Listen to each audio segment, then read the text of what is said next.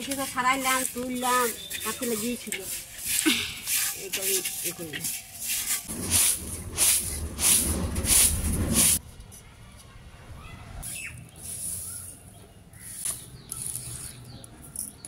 Hello guys, তো তোমরা সবাই কেমন আছো? আশা করছি ভালো আছো। অনেকদিন পর একটা ব্লগ ভিডিও নিয়ে আসলাম। তো আশা করছি তোমরা সবাই ভিডিওটা দেখবে আর ভিডিওটার পাশেও থাকবে। তো স্কিপ না করে অবশ্যই পুরো ভিডিওটা দেখো, কারণ সরস্বতী পুজোর আগে আমরা কি কি করে থাকি। তো আমি চলে আসলাম ছাদে মেলা ছিল।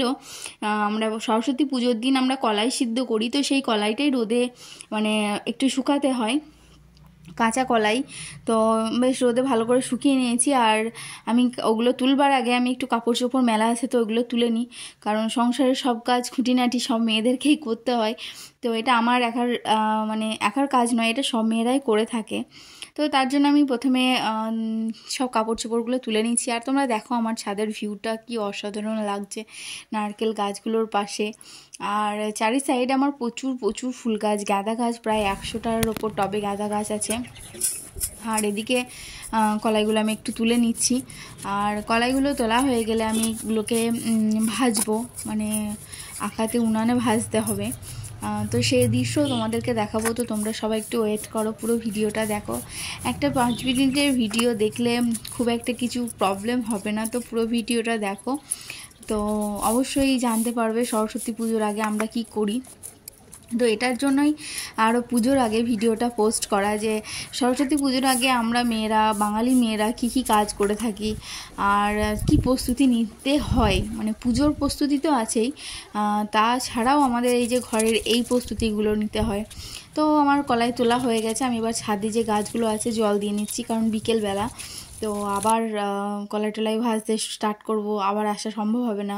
আর এদিকে আমি লঙ্কা গাছটা তোমাদেরকে দেখাচ্ছি। দেখো একটা লঙ্কা গাছ, প্রত্যেকটা ডালে ডালে এত লঙ্কা ধরে আছে, কি বলবো, থগা থগা হয়ে লঙ্কাটা ধরে আছে। তো এই লঙ্কাটা সত্যি খুব সুন্দর মানে দেখতে লাগছে, আর ভীষণ ঝাল লঙ্কাটা। আর এদিকে আমি একটা সজনের ডাল বসিয়েছি ছাদের মধ্যে, দেখা যাক হয় কি না। আর চারি সাইডে কামরাঙা আছে, সবেদা আছে, জামরুল আছে, তো অনেক রকম গাছই রয়েছে। আর এদিকে গোলাপ, টবে গোলাপ আছে, আর এটা হাজারি গোলাপ। এই গোলাপটা খুব সুন্দর, আর এই গোলাপটা ধরে বেশি, প্রচুর পরিমাণে ধরে। আর এই গোলাপগুলোর সাইজে অনেক বড়, কিন্তু ধরাট কম। মানে একটা গাছে মিনিমাম হয়তো 20টা-22টা শীতের সিজনে ফুল পাবো। আর ওই হাজারি গোলাপে প্রায় 100-150-র ওপর ফুল পাওয়া যায়, তারও বেশি হয়। আর একটা ছোট্ট বেগুন গাছ দেখো, হাঁড়ির মধ্যে ছোট বেগুন গাছ লাগিয়েছি, সেটাতেও ফল দিয়েছে। আমাকে নিরাশা কোনো গাছেই করেনি। কামরাঙার ফুল এসছে, আর কামরাঙার ট্রেটার নিচে দিয়েছি কিছু শাক দিয়ে দিয়েছি। আর এদিকে জবা আছে, জবাটা শীতের ফুল নয়, জবাটা একটু গরমের ফুল, তো গরমের সময় অবশ্যই ফুটবে। আর এটা জুঁই ফুল, নীল জুঁই। সাদা জুঁইটা আমরা সবাই দেখে থাকবো, আর এটা নীল জুঁই। তো কলটা বন্ধ করে দিলাম, জল দেওয়া প্রায় হয়ে গেছে। আর দেখো গাছের লম্বা লাইন চারি সাইডে। আর এখানে কাগজি লেবু আছে, এটা গোল্ডেন শাওয়ার এবছর নিয়ে এসেছি, আমাদের এদিকে পাওয়া যায় না, তো বোনের হাজব্যান্ডকে বলেছিলাম, ওই ব্যবস্থা করে নিয়ে এসছে। আর এদিকে কাগজি লেবু গাছটা অনেকটাই বড় হয়েছে, আম গাছটাও বড় হয়ে গেছে। তো সব মিলিয়েই টুকটাক ছাদ বাগান আমার চলছে। আর এদিকে দেখো সবথেকে ইন্টারেস্টিং যেটা, সেটা হচ্ছে ছোলার শাক, মেথি শাক থকা থকা হয়ে মেথি ধরে। তো সে দৃশ্য তোমাদেরকে দেখবো, চ্যানেলে ভিজিট করবে, অবশ্যই দেখতে পাবে। আর এই পিটুনিয়াটা দেখো, পিটুনিয়াটা এতটাই সুন্দর, কি বলবো, খুব সুন্দর লাগছে।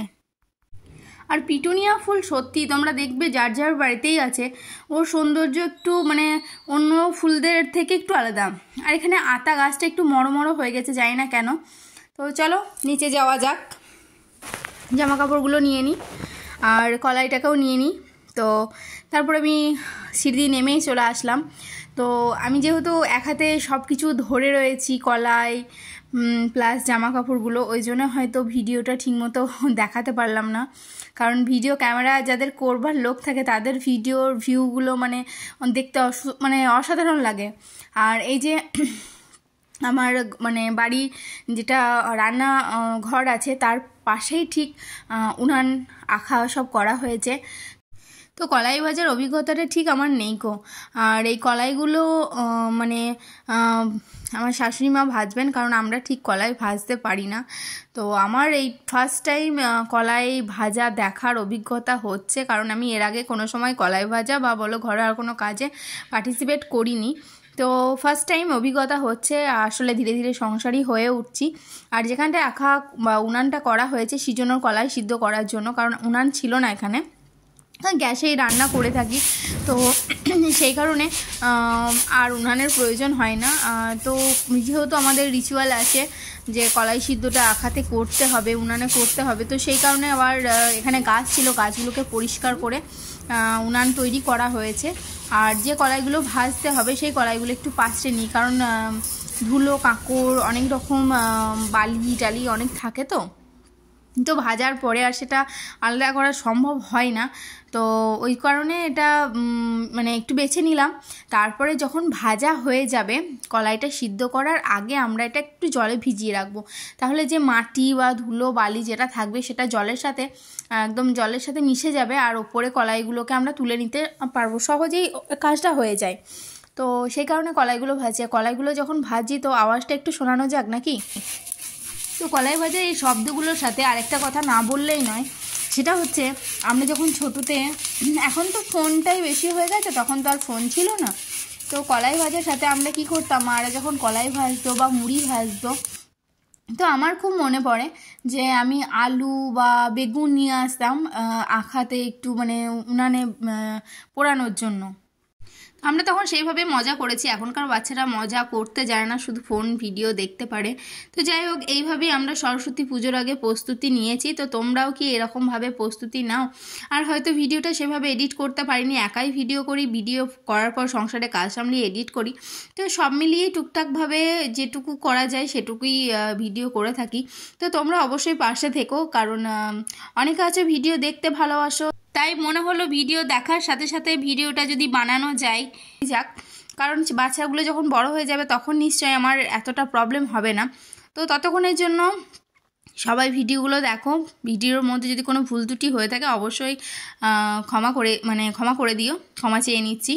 তো যাই হোক, তোমরা সবাই ভালো থেকো, ভিডিওগুলো দেখো, লাইক কমেন্ট শেয়ার করো। আজকের মতো টাটা, এখানেই শেষ করলাম।